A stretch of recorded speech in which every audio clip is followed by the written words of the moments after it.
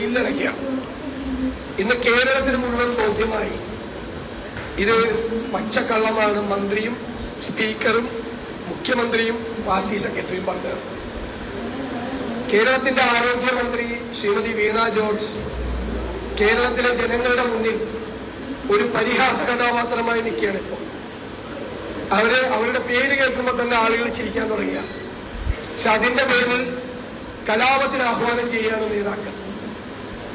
പുതിയുഗ യാത്രയുടെ പ്രചരണ സാമഗ്രികൾ പത്തനംതിട്ട ജില്ലയിലും കൊല്ലത്തും തിരുവനന്തപുരത്തും ഇതിന്റെ പേരിൽ ഇല്ലാത്ത ഒരു ആക്രമണത്തിന്റെ വ്യാപകമായി നശിപ്പിച്ചു. ഒരുപാട് പേർക്ക് പരിക്കേറ്റു. വീടിന് മുഖംപറിയാൻ പച്ചക്കള്ളം നുണ പ്രചരിപ്പിച്ച് ഇത് കേരളത്തിന്റെ ചരിത്രത്തിൽ തന്നെ അടയാളപ്പെടുത്തേണ്ട ഒരു കാര്യമാണ്. ഒരു മന്ത്രി നുണ പറഞ്ഞ് കേരളത്തിൽ മുഴുവൻ അക്രമം നടക്കുകയാണ്. അതിന് പാർട്ടി കൊടപിടിച്ചു കൊടുക്കുകയാണ്. എം.വി. ഗോവിന്ദൻ പറഞ്ഞത് കേസുകാര് പോയി മന്ത്രിയുടെ പെടലി പിടിച്ച് തിരിച്ചു, കൈ പിടിച്ച് തിരിച്ചു, നട്ടാൽ കുടിക്കാത്ത നുണകൾ പറഞ്ഞ് വ്യാപകമായി കേരളത്തിൽ മുഴുവൻ അക്രമം ഉണ്ടാക്കിയാണ്. ഇതിനുള്ള തക്ക തിരിച്ചടി ജനങ്ങൾ ഈ തെരഞ്ഞെടുപ്പ് കാലത്ത് കൊടുക്കും.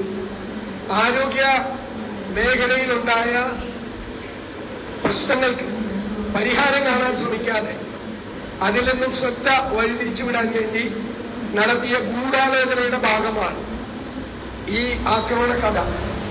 അതിപ്പോ പൊളിഞ്ഞ പാളീസായി 7 നിലയിൽ പൊട്ടിയിരിക്കുകയാണ്.